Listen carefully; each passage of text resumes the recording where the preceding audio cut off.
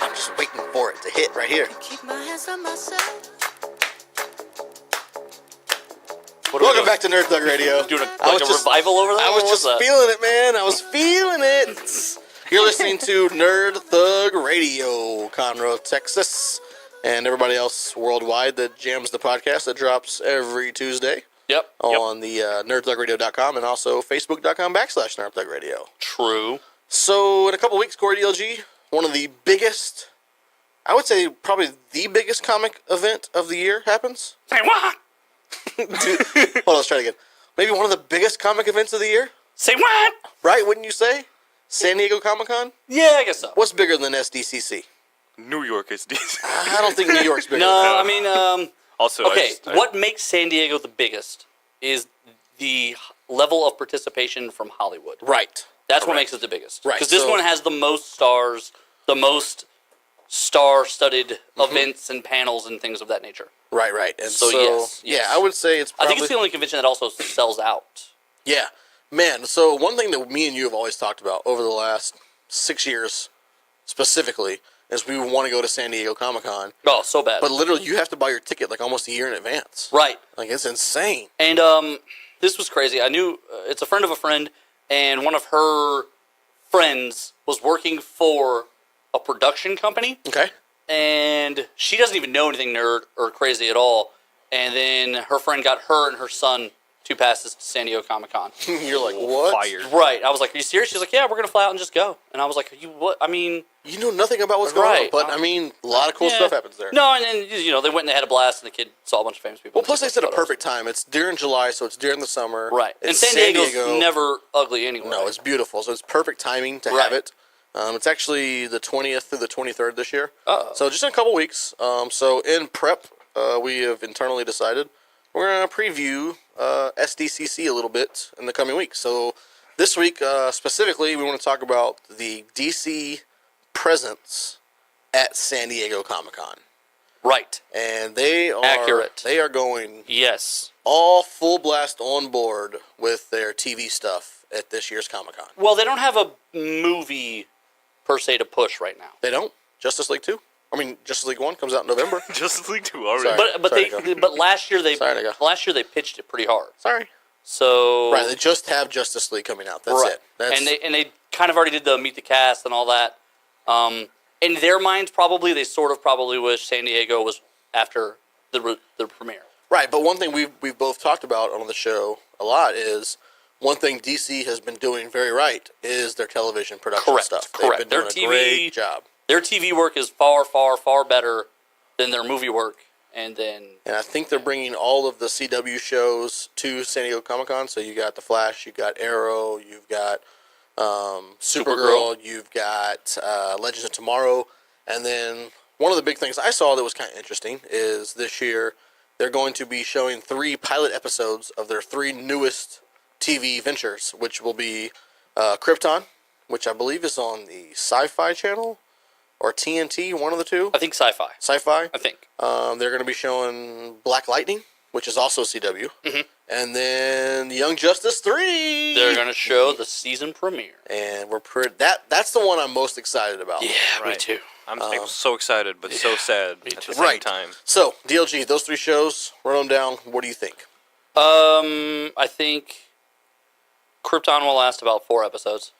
That's the one that probably has the least amount of time to shine. I don't understand. So from what I gather, the pitch is essentially Superman's granddad was cool, and they're doing a show about him. Right. So the only thing I can think of is because Gotham has been so successful, right, without Batman really per se, that they think, we can maybe do the same thing with Superman. But they're wrong. But the only thing that I think they're going to have going for, I'm with you. I don't think it's going to be as good as they hope it is. Right. But then again, they are on Sci-Fi, so the numbers that they need to succeed aren't as high as if they put it on. Correct, but I still Fox think it doesn't. I don't think it makes it out of the gate. It better have a great story and some great graphics. Well, here's the thing.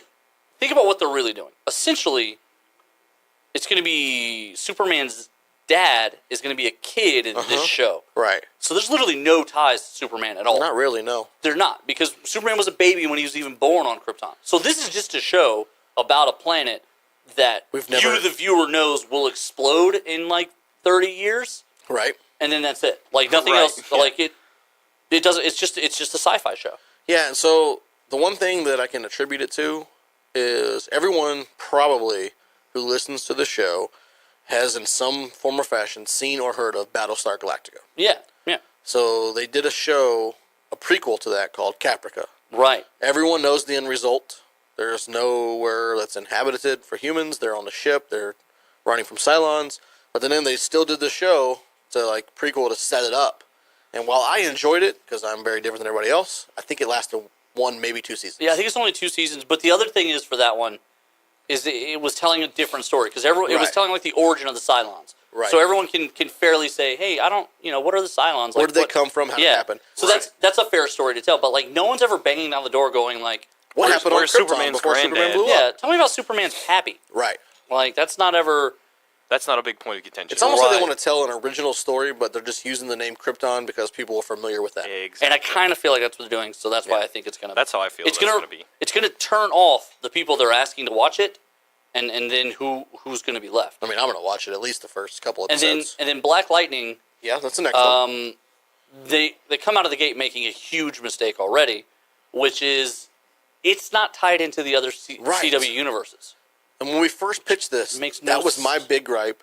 But you, on the other hand, you were like, well, maybe, I mean, eventually they're going to have to tie it in. People are going to be like... There's no choice. There's no way... People are like, you have to put this in there. And so... With the Legends of Tomorrow show and all the alter reality stuff they kind of do, I can see them bringing it full circle. But yeah, you're right. If you're going to make another CW show, why not just have it part of the 3? If you're going to make it a CW live-action show, the easiest thing to do is to make it connected so that you can promo them together. Right. And when Supergirl started on another network, they still crossed over. They said it was a different reality, and then when they wanted to do crossovers, well, Flash can run between realities, so it fixes it. Well, and so now the issue is... This is a third reality, or is this in with Supergirl? You don't know. And then in between all the other Flash and other stories, like now at this point there's like 5 realities. Right. So now this Black Lightning one is a 6th. So it makes it super difficult. It's just like now it's just getting more convoluted. Right, and right, because at some point they're gonna. There's no way they're not gonna have these crossovers. Yeah, I think the premise is good. I think it's gonna be pretty good. But in order for it to, I think, succeed long term, it has to be part of that universe. What if they do something kind of neat here and they cross it over, but every actor plays like a different version of their character? That would work. I would be okay with that. Like a Bizarro World type, not even Bizarro World, but something like that. Instead of like an Elseworlds type thing. Instead of Green Arrow instead of Ollie being Green Arrow, when Oliver Queen shows up, he's like Bruce Wayne, and then it turns out he's the Batman. Okay. Or like the Flash is like, oh, who's that red blur? Or like he's a villain. Right, or it could even be like Oliver Queen is still just Oliver Queen, but Thea is actually the Green Arrow. Right. Or they bring... Or Merlin's the Green Arrow. Or they bring, what's his name back? Right. Who was the Red Arrow, and he's actually the Green Arrow. Right. Right. Or, it's Kid Flash now. Or Supergirl. Supergirl is like Power Girl. Right. I mean, see, that would work. That would be cool. I could dig that. I could get behind that. My only issue is just that, that's the only way they can do it now. Right. So now that brings us full circle to Young Justice Season 3. The most important premiere in the history of me and the kids just began re-watching because, according to Netflix, as of August 1st, Young Justice will be off of Netflix. So I don't know if that means that the DC streaming service is launching... I have a month to finish everything. Yeah, I don't know if it's launching early or if there's like a month waiting period. We don't know this stuff. They'll probably just pull it far enough in advance so people don't get a chance to watch it. They're gonna build demand back up. Exactly. So it's gonna be completely unwatchable for like probably 2 months. Right, but it's been so long since part 2. I'm really excited to see how they tie in season 3 and still make it relevant. And completely different story. Completely new characters. I don't know. No, it's the same characters. They have set up so well the end with Darkseid. Well, they've even had like some of the same voice actors have come back in. Yeah, and stuff. for the most it's the same characters. Yeah. It's just And season 2 did such a cool thing. Season 2 was so much better than season 1. Season 2, for those who don't know, so season 1 it's teenagers and they're superheroes. They're the sidekicks and they kind of form their own team. Right, right. Season 2 actually jumps ahead 5 years in the universe. Mm-hmm, so when season 2 starts, there's a new Robin, and the first Robin from the first season is now Nightwing. Right. I mean, everyone has progressed. Their stories have all moved in those 5 years, and they touch on the relevant bits throughout the season. They've grown up too, which is the cool. characters have grown up. You see some of them moved into the league now. Like, I mean, they really go out of their way to move the story and tell stories with the characters. So, I mean, they did a really good job with the second season. So my thought is that they're going to kill the third season. They've had like 5 years to think about it. I hope so, because Right. as an adult male, I will say I really like this cartoon. Those are awesome cartoons. I'm fine with that. DC has done such a great job with their cartoon stuff. Their animated stuff has always been what they real kill. quick, do you want to take us out of here on the news you told me today about animated stuff? Yeah, so they announced a couple things. I don't know if this is like in anticipation of San Diego, but whatever.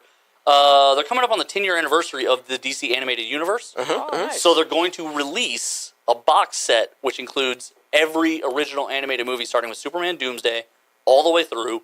It's over 30 movies. That's crazy. Awesome. It's going to be a 32-disc box set. Nice. It's going to have all the extras and shorts and everything else that they've done in between. All right, now I only need to buy one thing. My first question was, how much is this? Yeah, and they did not release a price. Oh, no. But 32 movies box set. Real quick, 30 seconds before you get out of here. They're releasing this box set. Wouldn't you think it'd be smarter, instead of releasing this box set, to release all this on the streaming service and have people want to buy the streaming service to get these videos now? No, I think this is can time with it, because this is probably going to be like $200. Right. So do you want to pay $10 a month and watch? They can put them in both places. Right. Hey, $10 a month, you can watch whichever one of these you want. But if you want the cool collector's edition thing With all the extras and all the extra stuff, $200. I'm going to pay the $10 a month. I'm going to think long and hard. So I can see Young Justice 3. Yeah. that's the only reason. And the Teen Titans show. Let me get that free trial. Yeah, I am Titans. curious about the Titans. Let's jump out to a break real quick. When we come back, we'll get into some more nerdy stuff. You're listening to Nerd Thug Radio. Hashtag talking nerdy to you. Up on the shelf. Just a little bit.